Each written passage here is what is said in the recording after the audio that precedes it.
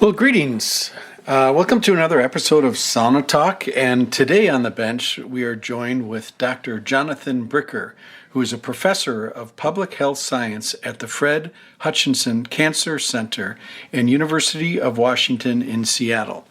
A recipient of over $25 million in research funding and author of over 110 scientific publications, Dr. Bricker's research focuses on developing and testing health habits that prevent cancer. He has been enjoying sauna since his first exposure in 1991 as an exchange student in Oulu, Finland. He now enjoys his backyard sauna in Seattle, Washington, which he constructed with his family and friends. It's always great to treat Sauna Talk guests to a sauna, and today we're able to enjoy this episode on the sauna bench as opposed to via Zoom, as was the case with many previous episodes of Sauna Talk during the time of Corona.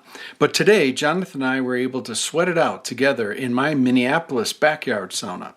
As you will hear, Jonathan was in town to visit a studio film set to record a masterclass on how to quit smoking. In the Sauna Times post introducing this podcast episode, you will find a link to Jonathan Bricker's 2014 TED Talk entitled The Secret to Self-Control, which, by the way, has over 7 million views. We discuss willingness and its association and application to sauna and contrast therapy. So without further ado, super pleased to bring you this podcast episode with Dr. Jonathan Bricker.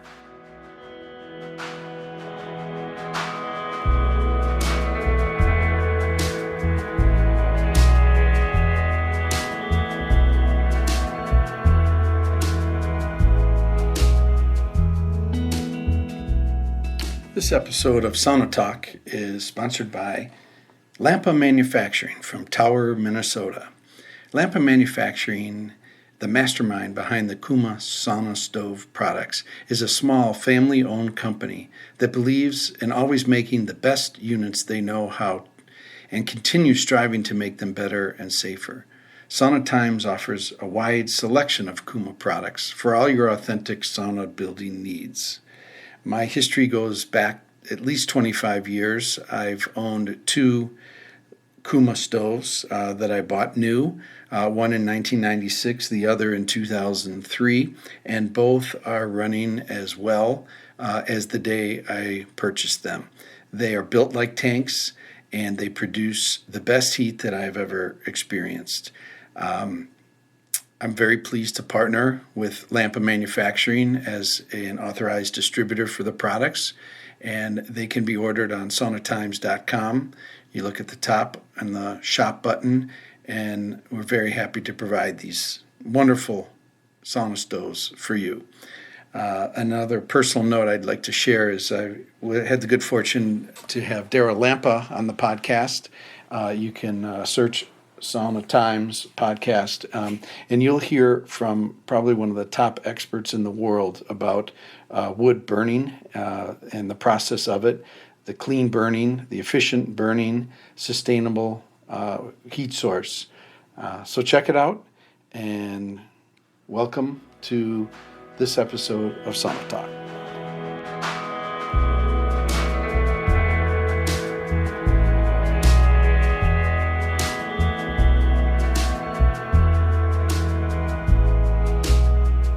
Well, here we are. Welcome to another episode of Sauna Talk. And as you guys know, we most often record on the sauna bench, and we will be. We're going to transition to the sauna bench in a moment, but I just picked up Jonathan Bricker from the airport, from Seattle. Jonathan, how was the flight? Oh, that was awesome. Smooth sailing all the way to Minneapolis. And where are we right now? We are walking around this amazing urban lake in Minneapolis. What's the name of this? This is Lake Harriet, just south of downtown. It is frozen on the lake, and it is sunny, and it was gorgeous. Yeah, and what a great way to ground oneself after an air flight. And in my case, I came from an undisclosed location in western Wisconsin, so I had a drive and now we're together. Jonathan had a flight, and the sauna is heating up the temp, and we wanted to just check in and talk a little bit about your job. Tell us, the listeners, about what your role is, your position, and maybe how it relates to sauna in an indirect way. Sure. Well, I'm honored to be a professor at the Fred Hutchinson Cancer Research Center at the University of Washington, Seattle, Washington, where I have worked for 22 years. And what I do there is I lead a research lab. There's about 12 of us. And we're focused on developing and testing programs to help people live healthier lives so they can prevent cancer. And that is the key, is prevention of cancer. We focus a lot on helping people stop smoking, on helping people exercise and improve their diet for people who are overweight or obese. And generally, we look at how do we make it accessible? How do we make it relatable to people so that they'll practice and they'll be able to make the kinds of health changes they want to make in their lives. And so our science is all about making impact on the world and impact on public health. Beautiful. Now, a lot of that has to do with addiction in its own way, whether it's addiction to smoking, addiction to, overeating with food. Are those the two primary ones? I mean, that's what sort of comes to mind to me, is that it's addiction-based a focus. Did I get that right? You got it right, Glenn. If you look at what are the things that we can control that can help prevent us from having a premature death, having a poor quality of life, there's two that are at the top. And the first one is to stop smoking or to not smoke in the first place. And the other one is to improve your diet and exercise, because all of those factors can influence heart health. They influence whether you get cancer. These are the top killers that face us as Americans and face people in the rest of the world. And so we focus on those because if we can make an impact on those, we can make an impact on millions of people's lives. It seems like so many people in this space that I run across are into thermal conditioning, contrast therapy, sauna, cold plunge. Let's dive right into that. I mean, let's start for you personally, Jonathan. Explain for listeners about sauna as a part of your life, and maybe the way to begin that is when you first became exposed to the practice of sauna and up until what your practice is like today. Well, it's been a great evolution. When I was 16 years old, I had the opportunity to be an exchange student in Oulu, Finland, which is up in the northern Finland. And of course, the family had a sauna in their house, wood-burning sauna in their house. They also had a sauna at their summer home on the Tornio River. And I fell in love with sauna. It was great. We'd all go in as a family. We would go in after dinner. We would have parties and go in the sauna.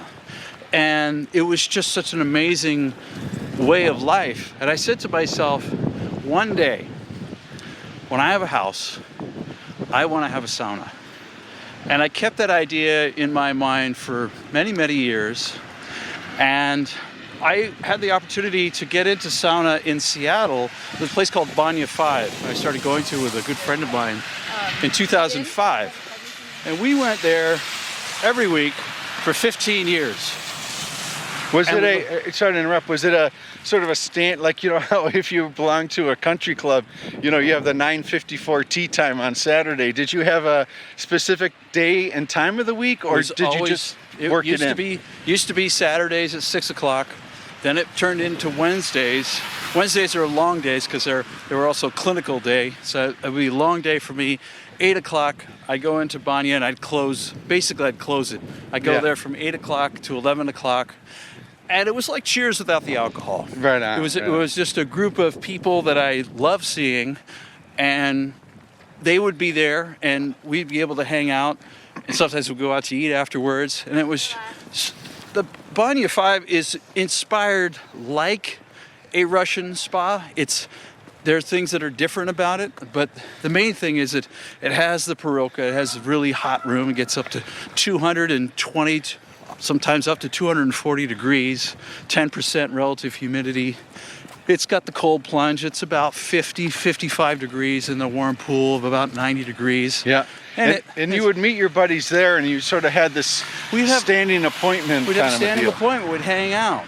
I have a really good friend who would come. There'd be other buddies who would come as well.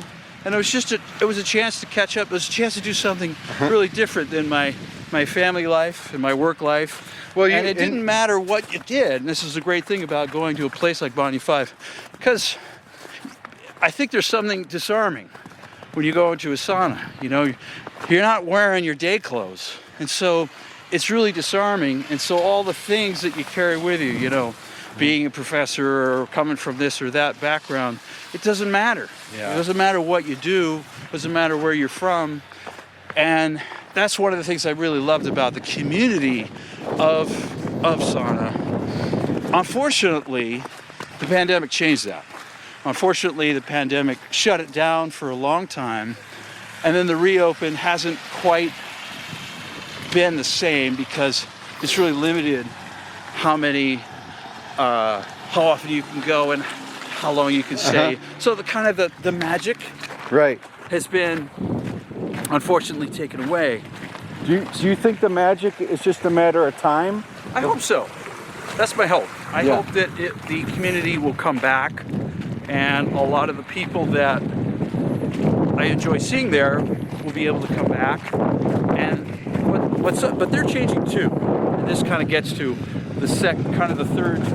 I consider kind of the third chapter in my sauna life, and that is summer when the pandemic was raging. This is beginning of summer 2020. Yeah. Mm-hmm. My wife and I also together have enjoyed sauna. We're over here.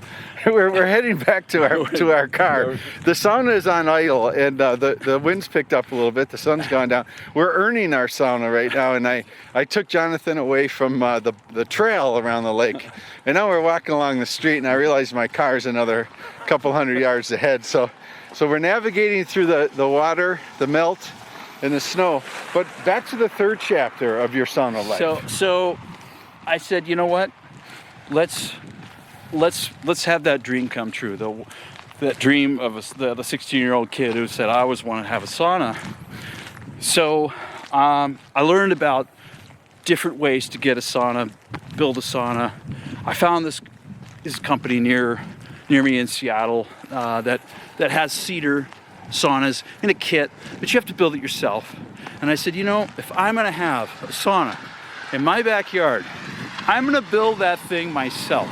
Right on. I don't want to hire someone to build it for me. I want to build it myself, because when I walk in that sauna, it's going to mean something. It's going to be special, and I'm going to feel real connected to it, because the sauna is a sacred space. It's a very intimate space. And so it was really important to me that I build it. And but back to that moment, and I appreciate that, Jonathan, what you're saying about applying some personalization to doing it yourself from the ground up. At that time, how would you rate your experience in building and your knowledge of building? I would say B-, C+ at best. I didn't have many tools. I hadn't built anything since I was a kid growing up in Southern California, where I didn't learn any. My grandfather was a carpenter. My dad didn't know much about building. And so I knew this was going to be hard, and it was going to be challenging. Right. But I did not know how to build things. So it really, I don't want to speak for you, but the pandemic really changed things, because you were afforded some time at home. And as we know, time is one of the key sequences for sauna building. I always say, you need wit for sauna building. Wit, will, information, time. Wit. And you leaned into all three. I did. I said, I'm not going to let the fact that I didn't know how to build sauna stop me. And I didn't, so I think the information part was about realizing there was a community of people all over the world who are passionate about sauna, and are willing to offer their expertise and help. There are a lot of people who have a background in engineering, they have a background in building, and they are generous. And so I was able to tap in to those folks just by asking for help. Like, I didn't know how to square. I didn't know how to insulate a roof. I didn't know anything about trim work. And I didn't know much about power tools or what kind of power tools are ideal. And I found that by just talking and tapping into different people all over, in the Great Lakes region, up in, people in Minnesota, people in Finland, and just asking questions, saying, I'm just trying to build my first sauna. You have any ideas on what's the best roof insulation? And people were so generous. And they were so helpful, and I'm so grateful to them. Yeah, right on. I mean, we, in the sauna building community, there's this line that I love. I don't know, maybe I came up with it, but it's, a good sauna, it's like a candle that lights another candle. When we have a sauna and it gives us so much joy and helps our lives so much and stuff, we love sharing it with others, and we pass that candle light to the next person building their own. I think what's really cool about sauna is that if you meet another person who's really in a sauna, is that it's just it melts the ice. Here we are in these icy roads and stuff. You think about it, just melts the ice, and it just kind of cuts through a lot of stuff. Like you get it, because for someone else to really be in a sauna, it means that you understand a lot of things about health, about sharing, and about building, and about just being tuned into your body. And so I think that's how I understand this kind of instant connection you can create. It's how I met you, and why we're hanging out today. Right on. It starts from that shared love of sauna. Beautiful. And there's a couple areas to go here. We could finish. I'd like to finish with the build, and then circle right back to the point you're making about those that are into sauna and cold and this contrast therapy, knowing the body and the relationship toward your work Sure. specifically about addiction. But I'd like to tackle the first one first. Sure. So there, I have this image that it's COVID, and you're out there with your square in your backyard. You have lumber delivered, and you're pounding nails literally, and you've built your sauna. So this sauna, it arrives. So it's an 8x6x7. It arrives in pieces. The owner of the company personally delivered the sauna on his trailer. We brought it into my backyard. It took us an hour to unload all the pieces. It's raining. It's the day before Thanksgiving 2020. He shakes my hand. He knew I was going to be building it myself, and he said, "Good luck." And he waved goodbye. And he waved goodbye in his truck, and he drove off. And the ink on the check was still dry. It was still dry. I'd already written the check for it. I said, "Okay, here we go." Well, this is one of the coolest things that happened, is that I was able to marshal people to help out. I had a couple good buddies of mine who I'd say, "Hey, I'm working on building the walls today. Can you come over and help out?" And it was the blind leading the blind, because the instruction manual was written in 1984, and nothing made any sense. We're just having to figure out what to do, and I loved being out in the cold rain and figuring this out and working it out and working with my speed square, and figuring out how to get that structure squared off right. And the hardest part was the roof. This is a steel roof, and figuring out how to insulate it was tricky. And I was just reading about how much to let it breathe versus not. And it took about 4.5 weeks. And by Christmas, it was ready to go. And as soon as I got in, I was just in heaven. It was amazing. So Jonathan, how has life changed for you and your family? And I'll ask the question long enough, so we're going to meet in the changing room. We're home now. We're back from the lake walk and the immersion of the Minneapolis immersion program. We did the lake walk. We're here in my changing room in South Minneapolis, and I wanted to ask what life is like for you now, Jonathan. What is it like? Tell us about sauna with you. like typically you can hang out here. Sure. This will be our zone. What is life like for you? How often do you sauna? Your family, your friends? Give us a quick little flavor of what that's like. So there's a couple different flavors of sauna for me. So one flavor is I'm in the middle of the workday. I'm still working from home, and I will go in the sauna in the middle of the afternoon, and it's just a great break from the stress of work. And my cycle's typically like 15 to 20 minutes. Again, cold plunge, and then back in the sauna. So like three of those, and then I'm good, and I can still work for the rest of the day. Oh, so you'll use that as a work oasis, as a little work oasis, okay. just to kind of get away. So that's one scenario. So that's one scenario. The other scenario is it'll be Saturday night, and I might go in with my family. I've got 2 young girls and my wife, and we'll all go in the sauna.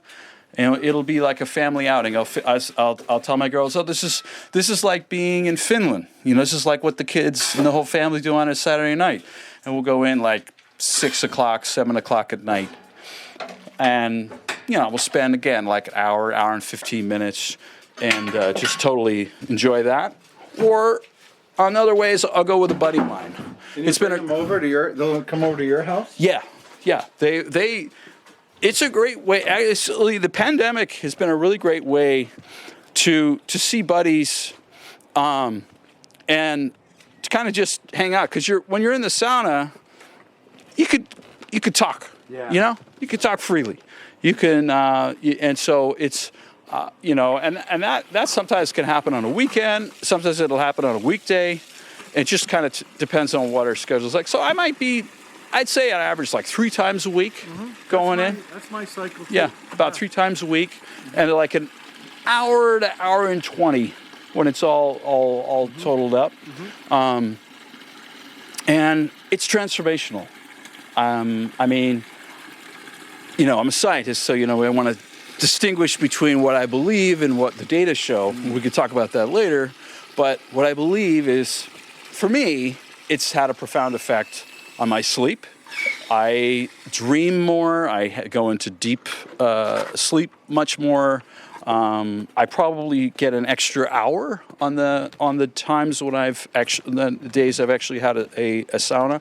And then there's just a certain level of restfulness and depth of sleep that I experience those days that I've had a sauna.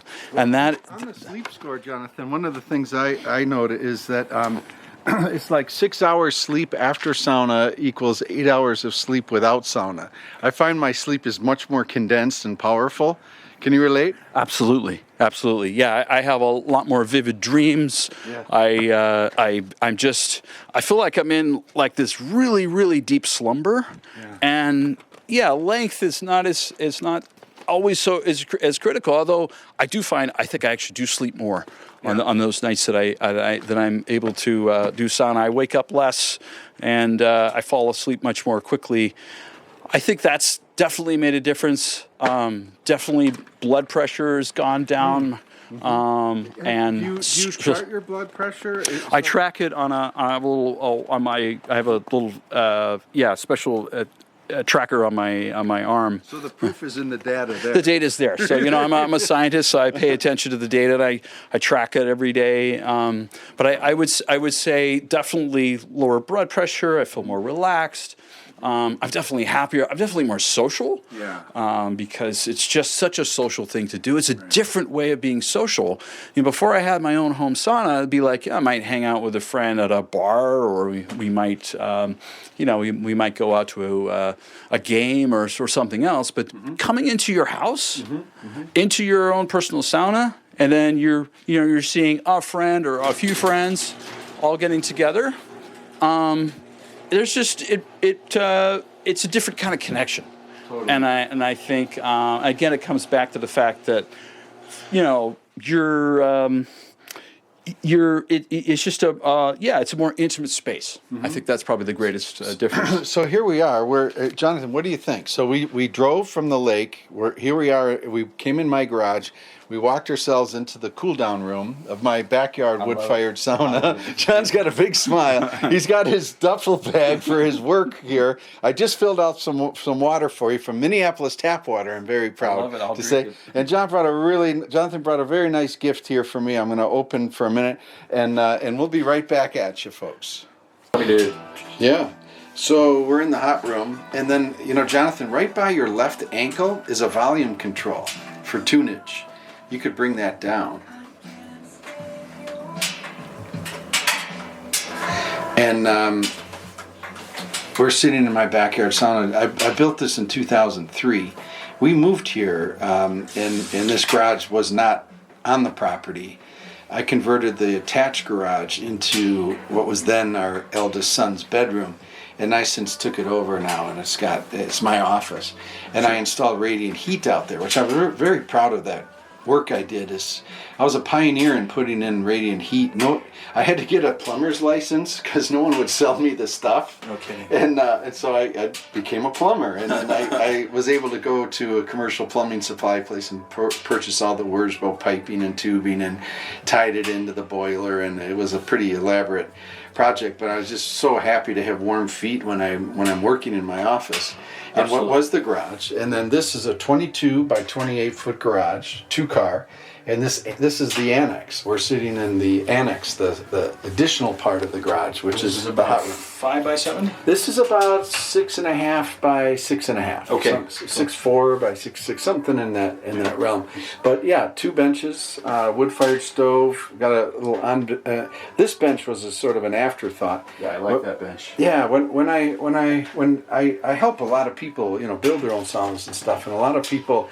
They want to draw out their bench work, complete, and I often will say, oftentimes L benches look better on paper than they do in real life, because that space encroaches so quickly when you have a lot of bench space, and it's nice to have some stand-up space, some moving around space, some spot for firewood, what have you, and so my general thought for people when they build saunas is just build your upper and lower benches phase 1, and if you feel you want to add more benches, add that later, and that's where that low bench came into the fold. Yeah, I totally agree with that, because I find like ours is set up for 6, and it depends on like how many people are coming over. Sometimes we'll use all the 6, but sometimes not.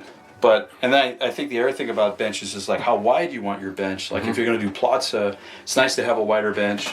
Totally. If you're not going to do plaza, you don't need the wider bench. Right. And then, because the wider the bench, depending on how long your legs are, it's going to adjust whether you're going to be able to lean back or not lean back. Check out that backrest there. So put that one behind. So like here you got your backrest, and so a lot of people, I think when you're designing, you want to think about what's the distance between the back of your pelvis to the inside of your knee. Correct. The backside of your knee. That's a magic number.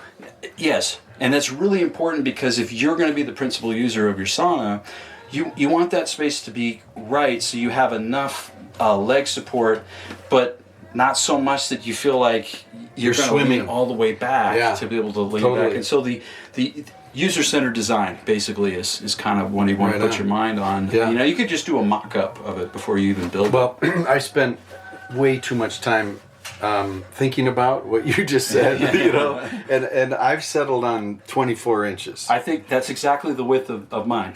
Of my top bench is 24 inches. It's funny how I think you don't want it wider. Yeah, I think what came first was sauna bathing, and then the inches and the feet and all that, and they said, let's make 2 feet to be the perfect sauna bench length, and that's how they came up with that number. That's what they came up with, absolutely. Yeah. So hey, you ever heard the one? This is, I don't know if this is going to translate on microphone, but there's an association to the width of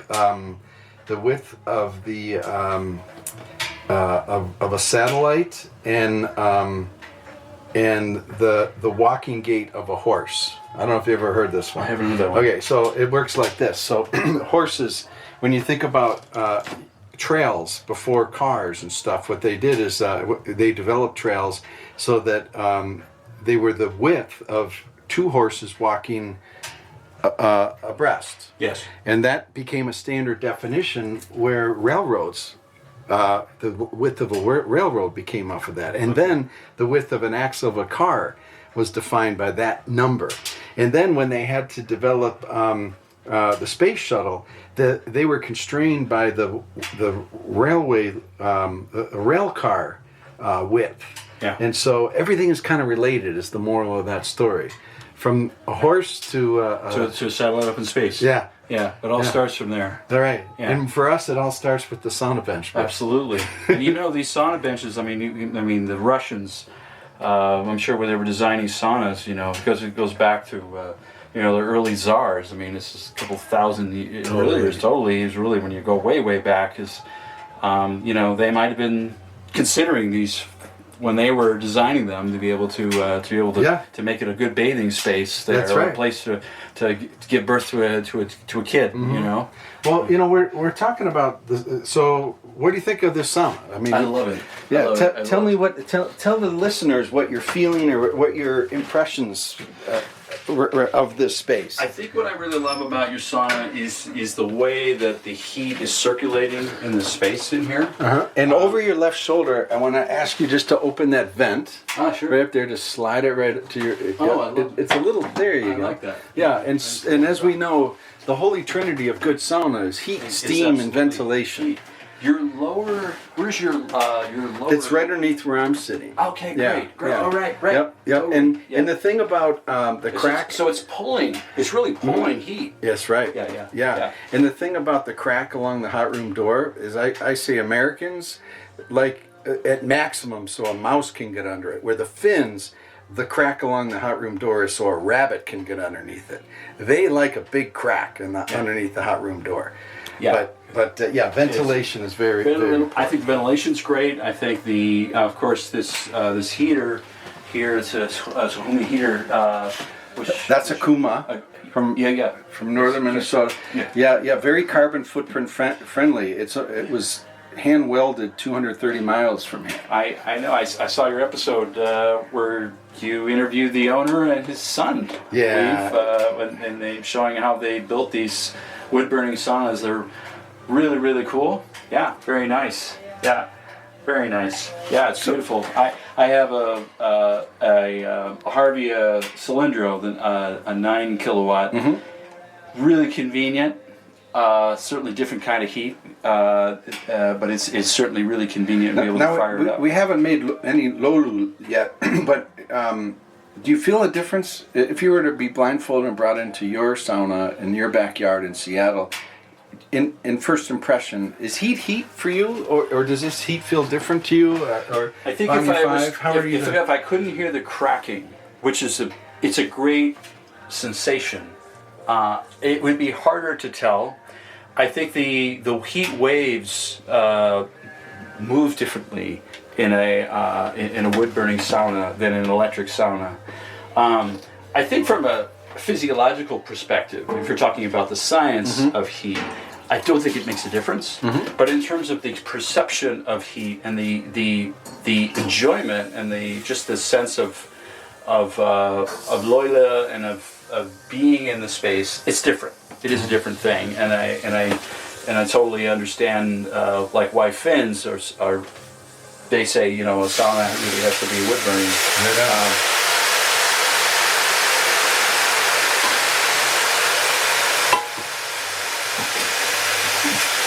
Oh, that's great, Lola. Wow, that's incredible. That's a good feeling. Do you still think that wood heat is physiologically the same as electric? I think. I'm putting him on the spot. The hardest I'm just looking for a short answer of no. But. No, I don't. I do think when it's so hard to even see an effect of sauna on health, it will be very hard to tell the difference scientifically. Yeah. Perceptually, it feels different. Yeah. But scientifically, it's going to be really, really hard to. And we could talk about just how far the science needs to come. I love it. Yeah, it's good. But back to your sauna, your backyard. You talked about 3 scenarios that you sauna. One is in the day as a work break. Yes. Did I get that right? Yes, it's a work break, social break with friends, or family time. Yeah. Is it is it divided up fairly evenly? Like out of the last dozen saunas, is it like 4-4-4, or is one more predominant than the other? I've been getting luckily I've been getting together a lot with friends. And what's the magic hour for that? That's about 8 o'clock. Nice. Yeah, that's when by the time my kids are starting to go to bed. Exactly. And so it's a lot of like, just as long as my parent role is kind of is taken care of, I can switch to being able to just unwind, relax, and talk to my friends. And as a sauna host, I mean, there's nothing better. I mean, I spent 20 years with that magic 8 o'clock, 8:30 start time deal, and as a host, it was magical for me because, like to your point, you take the dad hat off and you go out in the backyard and you see a buddy showing up with a 6-pack of beer and you're like, yeah, man, party time. Well, I have someone that came over who he makes ribs. He's a chef for this luxury airline, so he makes ribs. So he brought a rack of ribs, and then another friend who brought over this great bottle of vodka from a small local batch distillery vodka. Put the vodka in the cold plunge and take the bottle out and have a shot of vodka. That's living, man. And it's just great. Like when I was a kid living as an exchange student in Finland, we drank Koskenkorva vodka, and we would hang out, and then we would have cold cooked salmon from the Tornio River. It was just. So all of it goes together. The drinks taste different, food tastes different, and it's a great space to connect, unwind, take care of your body all in once. And I think that's just the magic of it. And that's not an experience I had before the pandemic. I actually healthier since the pandemic than I was before the pandemic. And I think I attribute a lot of that to sauna and the lifestyle that comes with sauna. Beautiful. Yeah. You had a TED Talk. Can you give listeners a summary of it and how it relates to your profession? So I had a chance to give a TED Talk. Now I can't believe it's 7 million views. It's been translated into 10 languages. It's called The Secret to Self-Control. You can find it for free online. And the gist of it is basically when we are uncomfortable, we avoid. Whether it's pain, whether it's feeling withdrawal from a drug, or feeling an intense craving for food, our human tendency, which is brought on by culture, it's also just partly the way language works, is that we tend to get entangled and we want to avoid that experience. And so what we will do is we might drink more, or we might eat more, or we might try to suppress a thought, and that brings really difficult consequences. It can lead us to develop an addiction, it can lead us to gain weight, it can lead us to avoid spending time with the people we love, our friends and family. We suffer. And so there's an alternative. And the alternative is what I call willingness. And willingness essentially means allowing. It means allowing your experience, allowing discomfort, allowing a physical sensation, allowing a difficult thought. And it's dropping the rope in the struggle with it. I often talk about it as like a monster. It's like you get in this tug of war with this monster. And what you want to do in any tug of war is the more the monster pulls on the rope, the more you want to pull back. And that's like trying to push away the craving, trying to push away discomfort, trying to push away the depressing thought or the anxious thought. And what's counterintuitive, and why willingness I think is potentially very powerful, is it says, how about just letting go of the rope? How about not trying to push it away? How about just letting it be there? What if I could interrupt, how would you draw a parallel between sauna and cold and willingness? If you could just, a lot of people can say like, well, these are totally different things. But actually they're exactly the same. If the person who's listening right now has been doing sauna a really long time, you'll immediately understand it. If the person listening hasn't done it quite as long, I'm going to just kind of walk this out. The idea is that in order to spend time in a sauna, especially if you're going to spend 5 minutes, 10 minutes, 15 minutes in a sauna. Number one, you have to be aware of your internal experience. You have to be aware, how hot am I? How's my heart rate? How's the blood pressure? How much am I sweating? You have to be aware of internal bodily sensations that we call interoceptive cues. You got to be aware of those internal experiences. And the fact of the matter is, our eyes look out, they don't look in. Our eyes look out, so we're not trained normally to look at this stuff, this internal inside skin experience. And so you might seem like, what's this have to do with it? Well, it has everything to do with it, because in order to stay in this sauna like you and I are doing right now, we have to be willing to experience some physical discomfort. We have to be willing to experience a sense of not as much air to breathe, a sense of, that's a psychological sense of, it's a perception because you have plenty of air to breathe, but it's a sense of that. You have to be able to have the sense of being hot, having your blood pressure up. You have to be able to sit a challenge in your environment. A challenge in your environment. You're going to do Loyola right now. Now, you do that Loyola. We're going to feel the steam, we're going to feel the heat. I'm going to breathe that in. There's some physical discomfort that comes with that. That is the same as allowing the discomfort for a craving, whether it's a food craving or whether it's a drug craving or whether it's pain, if you experience chronic pain, whether you're having pain from cancer treatment or recovering from a surgery. Even emotional pain, sadness, anxiety, anger. Why do people say, when they go in a sauna and they come out and say, you know what, I was feeling really mad about something, I was feeling upset about something, I come out and feel like that's so much better. Yeah. It's because you, whether you thought about it or not, you were learning, you were directly experiencing you were directly experiencing, accepting, or I like to say, willingness to have internal experience, whether it's a thought, a sensation, or an emotion. Now, you might say, well, you know what? Tolerating discomfort from heat is totally different than tolerating a negative thought, or tolerating anxiety. Or a craving for a cigarette. Craving for food. It's like, on the surface, yes. Functionally, it's the same. If you just think of it as a story or a metaphor, you think like, I'm sitting here on the bench, I'm feeling heat. How could that be like a food craving? How could that be like a craving for a drug? Where in my body do I feel a craving for a drug? It's chest, your stomach. Notice that. Sit with that. Allow that to be there. And you'll see that if you are into sauna, or getting into sauna, you will make this connection. And you'll see, like, I'm building the willingness muscle. Amen. Hey, this isn't just hanging out in the sauna. I'm building the willingness muscle.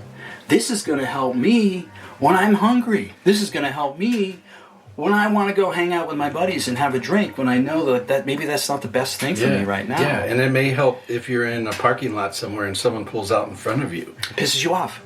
Yeah. You're just like, ah. And you're like, hey, you can say to yourself, I go in sauna mode. Can I get in sauna mode right now?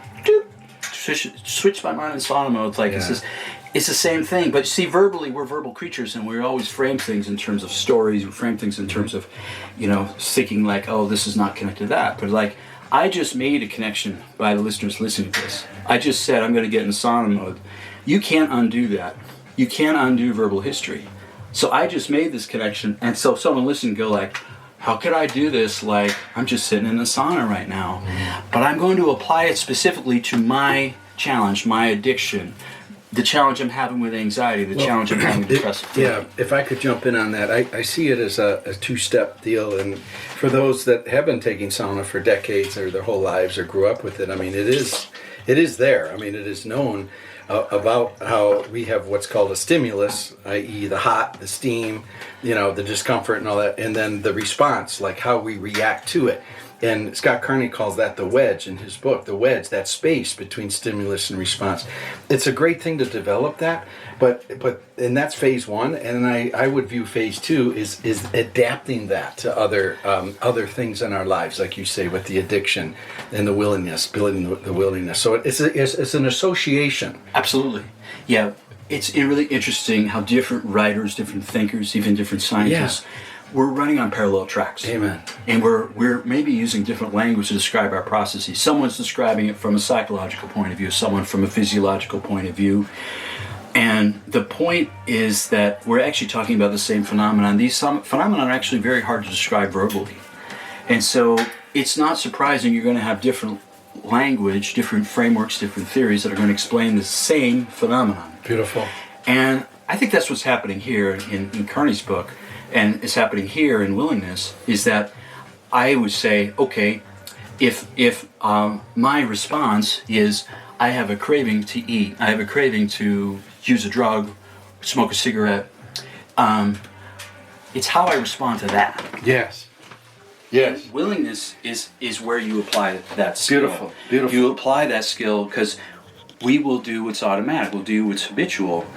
And the great thing about it is that if you look at experimental research that's been done over the last 20 years on the notion of what's called experiential avoidance, it's called acceptance, it's called willingness, it's actually been a very strong predictor of recovery from relapse, ability to tolerate cold, ability to lose weight. It's what we call a basic process. And so I think if you are intentional about it, you can apply this in a very practical way Exactly. to help you overcome these other things that you may be struggling with in your life. And one of the things I like about the Finnish practice in particular is when you're hot, you leave, which is right about now for me. We had a nice first round, and it's understanding where you are in that moment within your body. Exactly. So you read something inside your body. I read some of my body. It's almost like the difference when someone is dealing with a food craving. There's no difference between hunger and a craving. So should we talk a little research? Sure. Yeah. This is what you do. Yes. You're heavily involved in research. Absolutely. So I have $25 million in funding, mainly from the National Institutes of Health, NIH. And what we do is we develop treatments, mainly for helping people quit smoking and lose weight. And then we test them out in full-scale randomized trials. And so a lot of my thinking is on how you design a randomized trial, how you evaluate evidence for treatments for health. It's the same way I would look at sauna. You know, how effective would a sauna? There's lots of different. Yeah, so Jonathan, You want to do it again? So yeah, we're outside, and I want to make sure we're recording here. So for You want to go in there? No, we're doing. How are you on the cool down? Let's go inside. Okay. Yeah. Oh, see, you're such a wimp. You must be from Seattle. No. I mean, here we are. We're standing outside in the snow, and it's actually, like this is like Florida, man. For me, this is the first day it's been above freezing in 3 months. Awesome. And so it's just such a pleasure to have such a warm-bodied person like yourself from Seattle, you know, to take under this great warm day we're having. So, but no, really, when you want to go back in the hot room, we'll go. But one of my theories of sauna is I like the complete cool down. I like to think about, back to this willingness subject that we were talking about.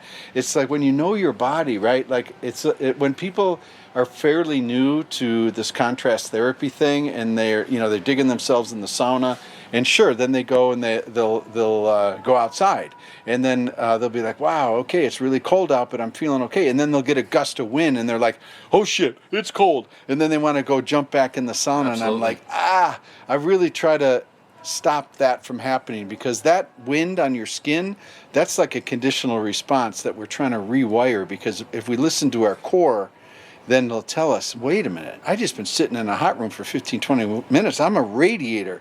I got to get my core cooled down. Absolutely. Yeah. Yeah. So that's what we're doing here. Absolutely. Yeah. Absolutely. We're focusing on the core. Absolutely. Yeah.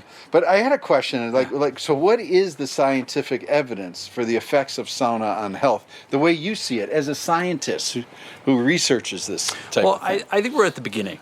I think I love sauna. I'm passionate about sauna. As I said, I totally got into it when I was very young. I believe sauna has improved my sleep. I believe sauna has helped reduce stress, and I think it's helped my blood pressure. But as a scientist, I don't see definitive evidence yet that it actually has those effects yet. And I think where we're at is we mainly have pilot studies. I read the literature out there on randomized clinical trials. That's the only way you know whether there's definitive evidence for the effects of sauna, because randomization removes all the unknown and known factors. You can do a longitudinal study, you can follow people over time, but if you don't randomize them, or you can do a case study, if you don't randomize them, you don't actually have any definitive proof that sauna has effects on health. And when you really get down to those types of studies, there's only about 15, maybe 20 that have been published over the years. And this is like going back to 1980. And there's just not that much done. Most of it has been done either in Japan or in Finland. Nothing here in the United States. And what we find is that the trials are very small, typically 20 people, maybe 50 people is the largest ones. And they're looking at sauna use over a couple of weeks, maybe a couple of months, and then they're looking at very short-term outcomes, a couple-week outcome. And unfortunately, there's a lot of uncertainty around those results. When you put them all together, something called a meta-analysis, where essentially you're weighting the size of the study and then you're averaging together the outcomes. You look at something like blood pressure, for example. It's very modest evidence in the effect of sauna on blood pressure, and whatever positive results are there is very short-term. And so I want to see a positive results. I believe that it probably has an effect, but in terms of being able to say it definitively, we just are not there right now. We have a long, long way to go. What is needed now? In other words, if there was a magical, if there was no scarcity, in other words, like whether it's time, money, knowledge, scientists, what do you think? What science is needed now? I think what we need right now is a large randomized clinical trial. I'm thinking of 500 people, and you randomize them to get sauna versus getting some type of control, like maybe a warm room control. So good control. Follow them for a year. Give them at least 6 months of weekly sauna, I would say 3 to 4 times per week. And look at some very important health outcomes. Mm-hmm. Look at heart rate, look at blood pressure, look at biomarkers of cancer and proteins. Could any of this be self-reported, or would this all need to be done in a controlled environment? I wouldn't limit it to self-reporting. I think there's some self-reporting measures, perhaps of depression, anxiety, of willingness. There are measures of willingness to have cravings and so forth. Those would be, I think, okay outcomes. But I think if our goal was to get the scientific community and the medical community to take sauna seriously, so that you could actually prescribe sauna to someone who is a cardiac patient, or someone who is a cancer patient, or someone who had high blood pressure, and instead of giving them a pill, you were going to prescribe them sauna, you would have to get the community, the scientific community, to take it seriously. And that self-report is not going to cut it. What you would need is blood pressure measures. You'd want to have biomarkers from blood samples. So you'd want to be able to have hard, accepted outcomes. You don't want to be a funky monkey when it comes to your outcomes. You want to have outcomes that people understand, trust, and take seriously. And then you would need to get adherence. This is the other problem with the literature, is that getting the people you randomize to actually do the sauna 3-4 times a week. Well, it requires a lot of discipline and monitoring. And that's where I think it would have to be in a controlled environment, meaning, you're going to a place. You'd have to go to a place. I think, I mean, the reality is, you and I, we're very, very privileged that we're able to have a home sauna, but that's not available to most people, certainly not in the United States. In Finland, that's a different story.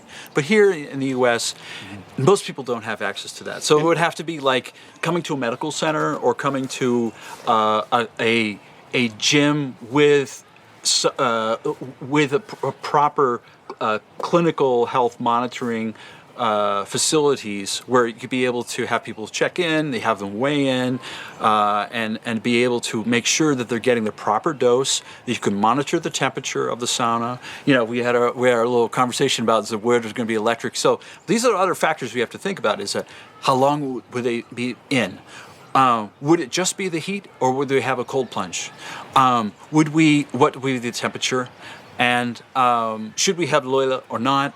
Yeah. But I think some of the basics you could cover, but there's some things I would call moderator variables that could influence the efficacy of the treatment. Excellent. That we think might help, but we don't know. And the only way you do that is you could be able to design that into your trial to be able to decipher these effects. So back to the some of the details of this study. You mentioned 500 people. Is that the control group and the study group? Yeah, I think you could have enough statistical power to see a difference. If, for example, you were looking at blood pressure, a diastolic, systolic blood pressure, for example, you would have enough statistical power, and then you'd be able to do what we call a subgroup analysis, where, for example, some of these studies are men only or women only. You'd want to have a balance of men and women. So you'd have enough power to look at effects, so what we call sex as a biological variable, or basically sex differences. You would be able to look at, include people on a racial and ethnic diversity, so you'd be able to see is there an effect in a minority samples versus non-minority sample, and also in healthy and in people who are have a clinical problem like a high blood pressure. So you want to be able to look at these subgroup effects that you would then use to use as analyses to go back and say, okay, now we want to do randomized trials in those groups. So you start out with a general population sample, but you include enough subgroups in that sample with diversity in all those respects, so that then you could do further trials. You could start a whole research program around that just by starting with a large clinical trial of about 500. About 500. So these would be 500 participants. 500 participants. Okay. Half would get sauna, half would get some type of control. And one thought I'm having is a warm room. Another thought is maybe a mask that simulates some of the effects, creating heat around the nose and mouth. A lot of the trials, the control group is just whatever you're doing.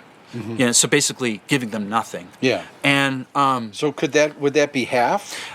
Or yeah, so you want to do half and half, but okay, I think you'd want to give people some simulation of, and I think currently my thinking is probably a warm room would probably be a nice a control group that you would, when people come in and they're in there for, I think, 2 or 3 cycles, 15 minutes or so each time, and then come in 3 times a week. 4 times a week, and see how that affects over 6 months. And I think the outcome, a year, I think really after treatment, going out about a year. Okay. Because to see short-term effects, you just don't learn very much from that. So I'm trying to solve this equation and what that would look like, how to put it together. And when I think about 500, I'm thinking about, wow, you can't just go to the University of Minnesota and get 500 college kids, because that's not a random sample. You got to get people from all walks of life in a community, right? Yes, yeah. I think you'd want to definitely. It might be a multi-center study, so it could be done where one site is in Finland, one site is in the U.S., or you might have 2 sites in the United States, in order to recruit that many study subjects. But I think recruiting from a general population is much better than taking 25-year-olds or 20-year-olds who are healthy, because you're going to have ceiling effects. It's going to be harder for you to see differences between the groups if everybody's starting out with the same type of baseline. Totally. They're all doing well. They're all healthy. So in a study like this, how think about like Fred. Fred from Des Moines, Iowa, who's in this study, and say Des Moines we have a facility there, maybe through Drake University, and so Fred shows up 3 times a week, right, for a year. Now, what if Fred, he goes to Arizona for 2 weeks to go golfing, and he's off the program? I mean, what sort of rigidity would we need for this 1 year study? Well, the ideal situation would be as Fred could stick around for the whole entire study duration, but we know that's not practical. And so that will definitely be a challenge, just like asking people to take a medication or follow an exercise regimen for a specific amount of time or a diet regimen. And so you'd want people to try to commit for as long as they possibly can to this, but I think you'd have to build into the study allowances for people to live lives where they're going to be doing things. They might have to go to the hospital, or you'd be away, or attend someone's graduation, where it's just not going to be practical to do all of that.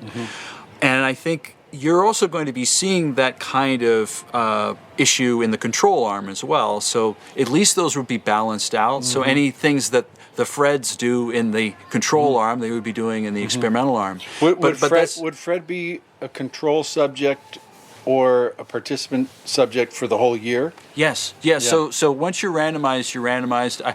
I don't think you could do what we call a crossover design, where halfway through you cross over and you go to the other arm. But the problem is that you're not going to get the same long-term outcomes, because you're going to have half that sample has only gone in for the first half of the study.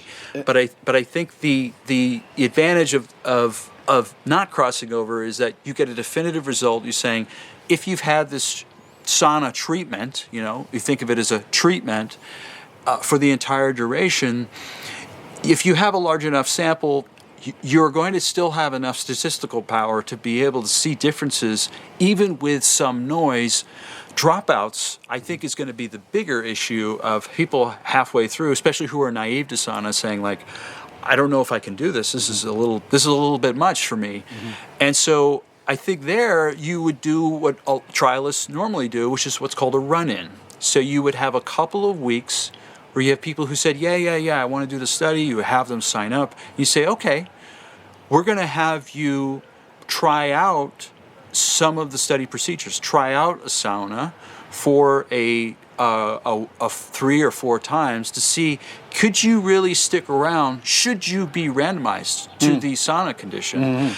And that will help weed out a lot of people from the study. And that really will help in what we would call an efficacy trial. So a trial where you're going to have a lot more internal validity. You're going to be able to make stronger inferences about the study, because you're going to be sure that these people are likely to do your study procedures and stick around, so that you could be able to get the full treatment and then look at the outcome. You could always do secondary analysis, where you can look at a dose-response relationship. You say, well, if I was highly adherent, how much did that influence my ability? And we call that a intent to treat analysis, or a per protocol analysis.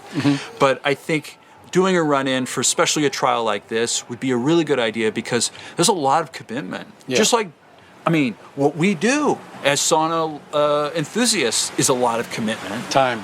It's a lot of time. Yeah. And so if your goal was to answer a question, well, you want to make sure people are willing to put in that much time. Let's talk a little bit more, as a scientist, what would the resources monetarily and the human capital, like there's got to be somebody in a white lab coat all the time, with writing down all the biomarkers and doing all the analysis of the participants all the time. There's a lot of time in this. Sure. Well, can you sketch that out a little bit? Well, this is essentially like, think of what clinical trialists do. Is like they imagine like they make trucks for a living. They got a factory. And essentially what researchers at universities do is that they have a factory, and they build things, they test things. And so there's infrastructure they've built in, just like you would in any truck factory. You've got your people who put the windshields on, you've got your plan for how you, same way with a trial. You have a group of people on your team who are really good at recruiting.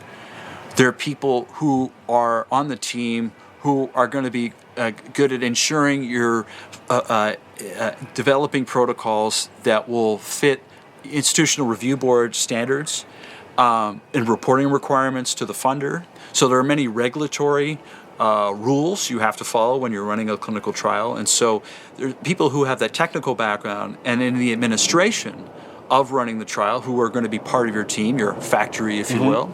And then you're going to have people who are really good at follow-up, who are really good at dogged determination, keeping people engaged in the study, and who are going to be sure that you're going to come back and provide the outcome data that you need, because that is the other place where trials fail. Yeah. Is that they lose participants. You need the cheerleaders. You got to have the team. People who are tenacious and gracious, as I always say. Yeah. They're really, really tenacious and they're super nice, and they're doing it all for science. They're doing it, and so like when you're participating in a clinical trial, some people do it because they want to get the $200 or the $50 or whatever money you're going to pay them. But most people are in it because they're really interested in the science and they're interested in trying to help other people. So you want committed people. Would all 500 of the participants, in the study, be not familiar to sauna, new to sauna? I think that would be ideal. Those would be the people you really want in the study. Because, if you're just getting us in, you're preaching to the choir. Yeah. And there's a more important reason for that, and that is you are trying to see if there's an effect. If you take people who are already using sauna and you randomize them to get sauna, you're not going to see any effects of the treatment because they're already, whatever effects that are supposedly occurring have already occurred. Whatever effects that you and I are experiencing by doing sauna, so we've already got them. Back to what's needed. So how much money and how many people, and is this do you think it's a university thing, or are there any organizations or places? So I'm thinking about this, and first, I'll give you the bad news, and then I give you what I think could be a realistic way to do this. So I think this would be a very tough sell at a place like with the NIH.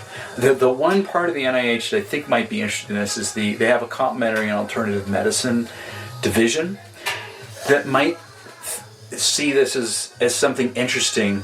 The challenge is the public health relevance of sauna, at least in this country, because it's so resource intensive. It's an expensive endeavor. Now, of course, you could argue, well, so is surgery, and so are some medications. But when you're talking about $25,000 to build a sauna, $30,000 to build a sauna, it's going to be a tough sell. And I was thinking about, why hasn't the Finnish government been investing a lot of money in studying the effects of sauna? Well, in Finland, I think everybody has it as a lifestyle, but I would think that that's a possibility, that their Ministry of Health and their funding agencies, their equivalent of NIH, might be interested in that. But the fact of the matter is they haven't, because they haven't done these full-scale trials. The few studies that have been done in Finland, 20 people, 50 people. Yeah. So it came to me thinking philanthropy. If there's someone who's listening, there's someone who has come to see and become very passionate about sauna and really believes there is scientific merit in studying the effects of sauna on health, that could be a way to get such a clinical trial conducted. It's not cheap. No. How much for this study? I think $3 million direct costs for the 1 year. No. I think this is probably a 5-year project, and to enroll 500 people, you're going to spend the first year setting up the study design, getting regulatory approvals, getting budgets in order, staff trained, etc. And then years 2, 3, and part of year 4 would be spent on the trial itself and the outcome data collection. Your last 10 months, 8 months would be spent on the analysis and the write-up of the papers, and then any other, you could probably get a dozen papers from a study like this.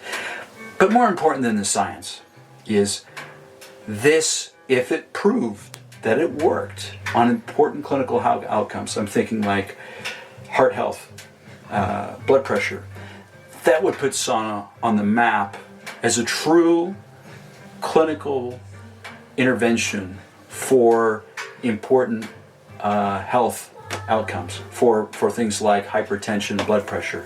It would get the medical establishment to take it seriously. It could get you to the point where you might get a script for this, and perhaps the sessions might get paid for by insurance, where it would reach that level. Because right now, we're not at that level. Right now, it's seen as a lifestyle, it's passion, it's community, and all those things are really important. But if the goal was to say, no, I want to show that this tradition that's, a couple thousand years old, actually has true clinical benefits that can improve health and longevity,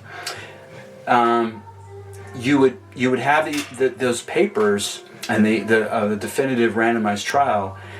That puts it on another register, and so it's an investment. Yes, it's very expensive, but it's doing it to bring it to another level.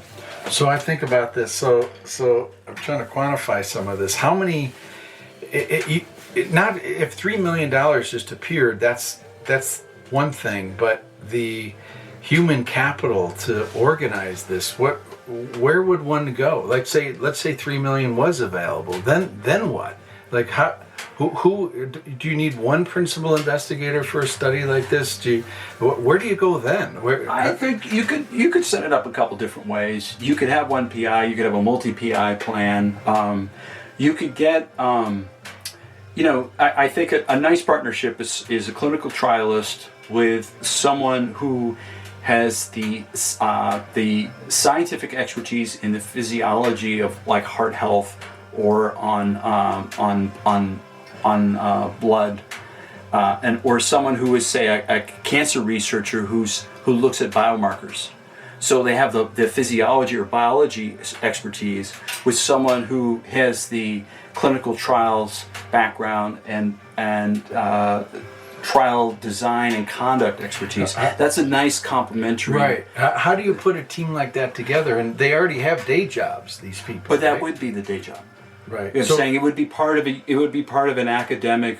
It would be a serious academic research study. So it would be something funded as a study. So it would be part of it. So part of the salary of those investigators, mostly of the team, usually investigator salary to cover a trial is not very much, but it's mainly you're paying for participant incentives, and then you might be renting a facility or facilities in this case to run that many subjects, because you wouldn't want this to be a home sauna type project, and then the technical staff who are on site.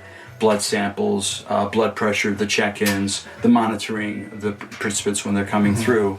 So a lot of that would be spent on staff, where most of the money would go, and then the other big chunk of it would go toward recruitment, and another big chunk of it would go toward the incentives for participants to provide outcome data.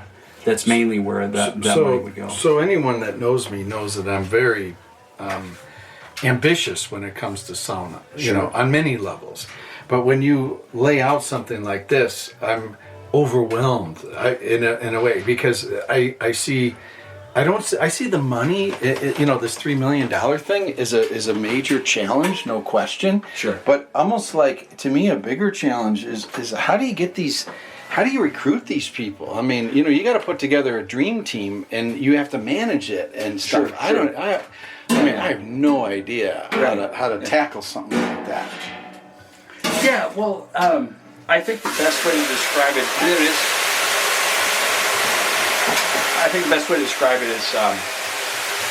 specialties. Yeah. Every member of the team has a specialty. But how do you get the team? So like how do you even start? I mean, is there like, I don't know, is there like a LinkedIn for finding people and all that, or? Are you talking about the professional team? Yes, or are you talking about the professional team, correct. Oh, okay. Well, there are, if you look at most research universities, like, University of Minnesota, you look at their health sciences and their medical school, most of the employees who are not doing direct clinical care are in some type of research administration or project management, biostatistics, database management. Mm-hmm. So that's a whole core. That's a whole area of trade, if you will. Yeah. It's a whole professional area. Right, and they'll go so from study to study through Yeah, their yeah. career. So they will often work for a single PI or a research group. They might have multiple PIs in the group, and they might spend their entire professional careers if those PIs have been really good at getting grant funding, mainly NIH funding. They might work for a couple different PIs over the course of their careers, but that's a profession. There's research project management is an actual specialty of project management, and then database management it's generally people in database management have a statistics background or biostatistics background, might be master's level and have vast expertise in data cleaning, data processing, data analysis, and so there's different specialties within research, and then it's fascinating to me. Coders. It sounds like it isn't like. It sounds like a very dynamic profession. That field, it seems very dynamic in that, projects start, projects end. Yeah, I think the nice thing, if someone's thinking about a career, the nice thing about it is that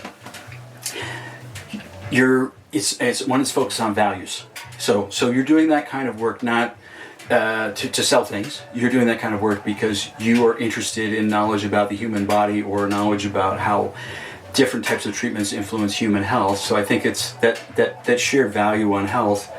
But the other is the pace is not as breakneck as you would find, let's say, if you're working at Amazon or you're working in a lot of industries. In the private sector.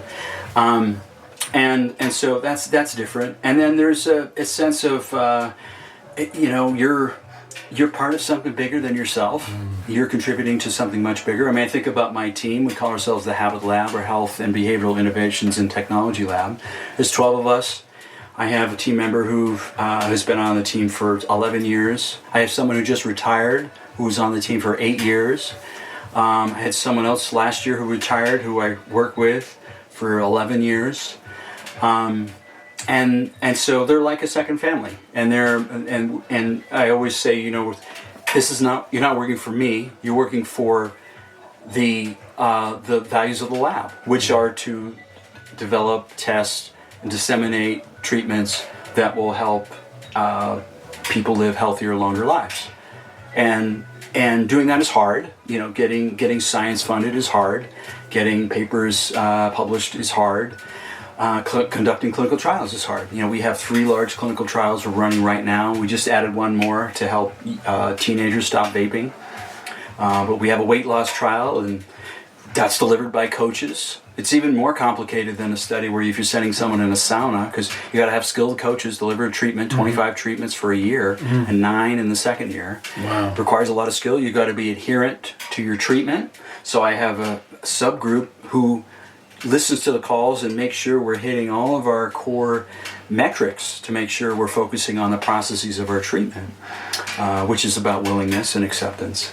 And so it's a team, and it's they have professional expertise, and it's but I think it's the sense of things take time.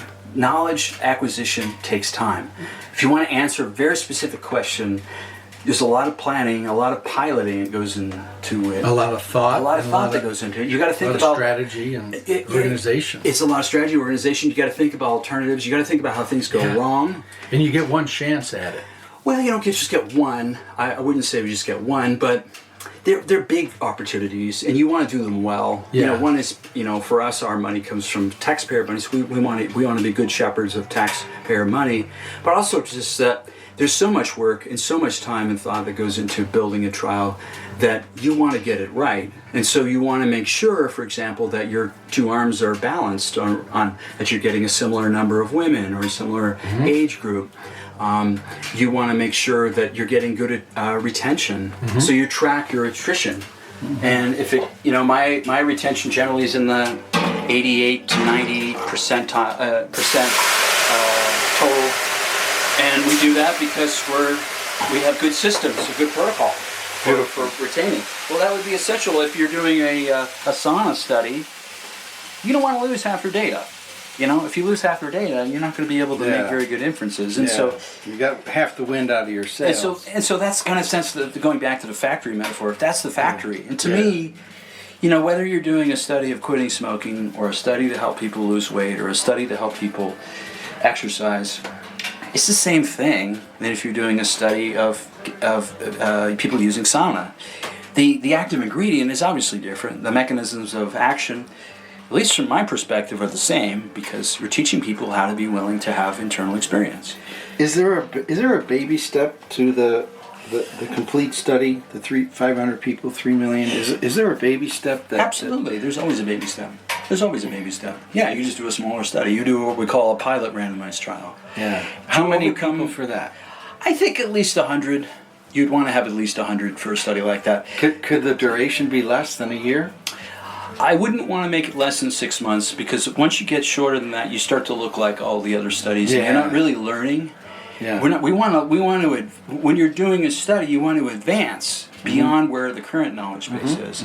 And what would happen is if you had a shorter study or a smaller study, is that you'd hit the same amount of error terms. You know, your confidence intervals around your point estimates. You know, how much your blood pressure went down. The average would have a really big standard deviation around it. So the smaller your sample, the bigger your standard deviation. So you don't want to kind of end up in the same spot that other people have ended up. And I share the passion of all the people who've come before us, and it's like, how do we move it forward? Yeah. And I think that would be a mid-step. And then if that was promising, then you could try to go for more money and a bigger study and say this is the time to do it. Yeah. So Jonathan, a few random fire. Thank you for all of that. That's a great. That's a lot to sink ourselves into and digest. Yeah. I kind of want to switch gears with you and shut the mic down. And before we do that, I wanted to ask a few fun questions for you. When you think about sauna, say it's a sauna day, like today, you woke up in Seattle and you knew you were coming to this sauna.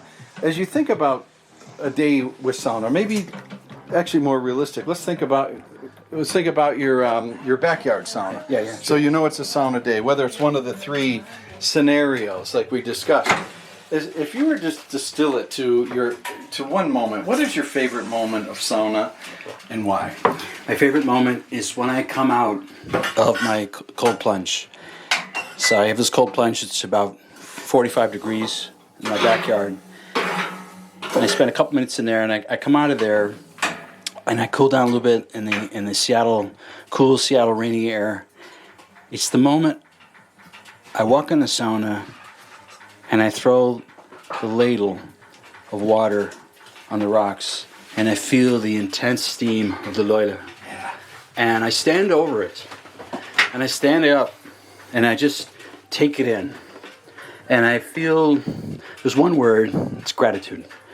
I feel so much gratitude that I get to have this physical experience.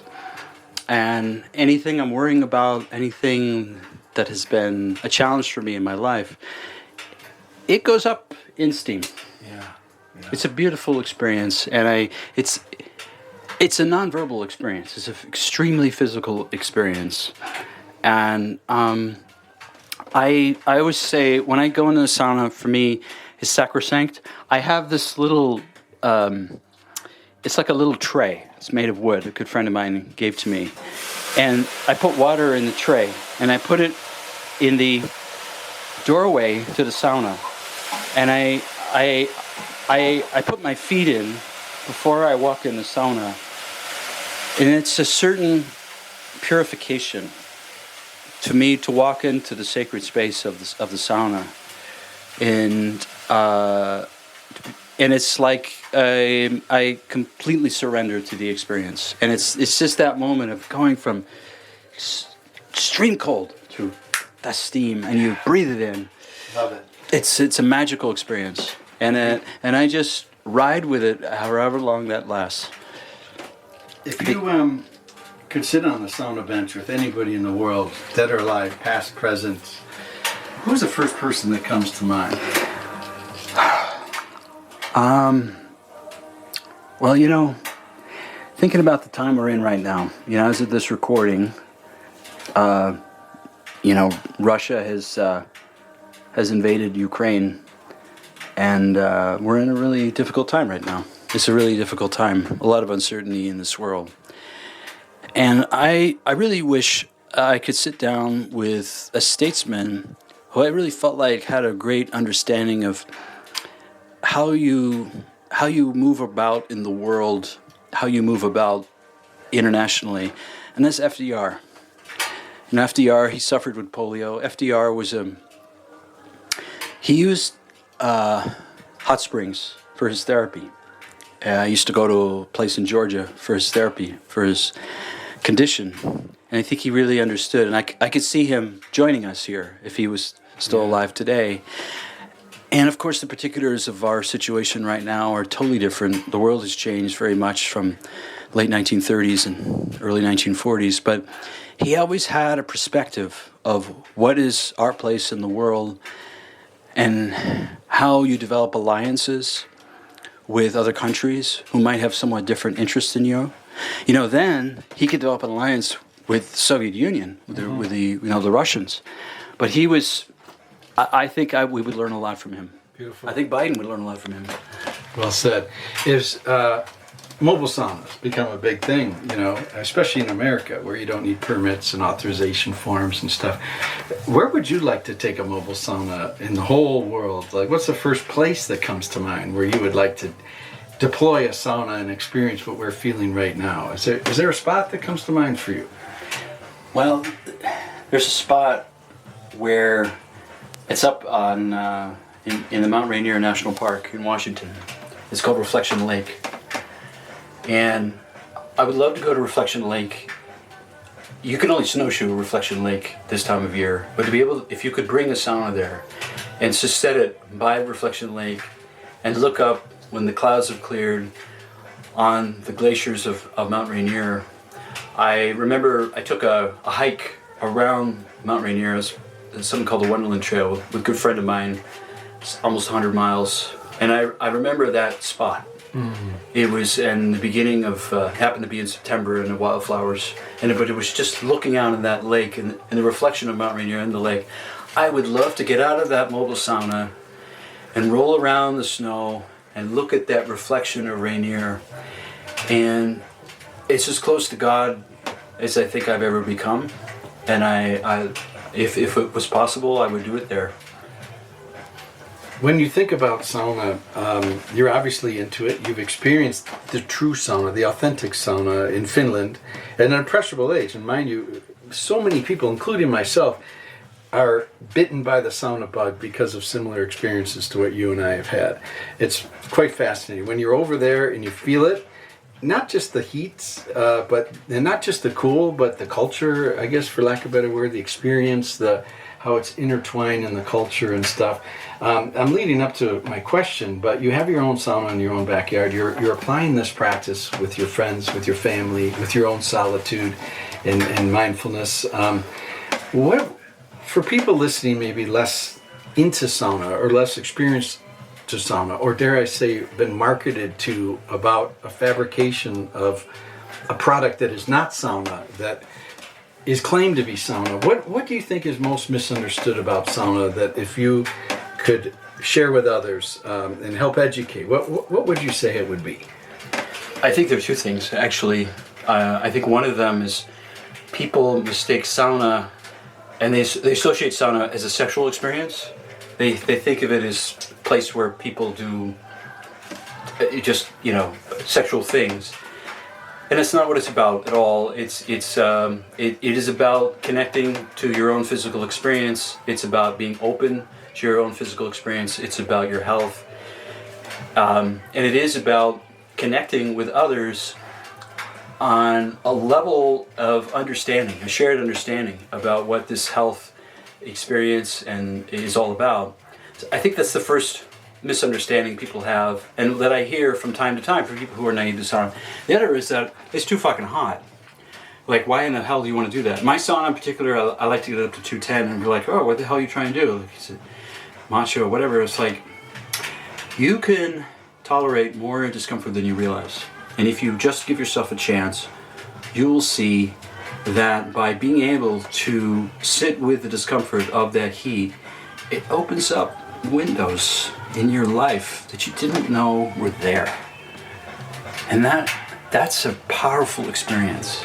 And I feel sad if someone hasn't had that experience or judges it prematurely, and that there's nothing I can say to the people listening right now that their own experience won't teach them better. And if they're on the fence or they have their own thoughts about what sauna is, I encourage you to just try it and allow it. And maybe it's just a minute at first, and then it's 2 and 3, and it gets longer. And you'll see what I'm talking about when I talk about that window. Beautiful. Yeah. Final words, Jonathan. How can people find you? And share the link again to your TED Talk. Absolutely. So if they just look up Secret to Self-Control on Google, on YouTube, they can find it right away. They can, if they would like to get free information about how to improve their skills of self-control, how to improve their skills in willingness and stay inspired, they can go to my website. It's Dr. Bricker, that's Dr. Bricker, Bricker, drbricker.com, and just sign up. And I'll send you free resources on how to improve and flex your willingness muscles. Amen, brother. Thanks for being a part of Sauna Talk. I enjoy sitting on the bench with you, man. With deep gratitude. Thank you.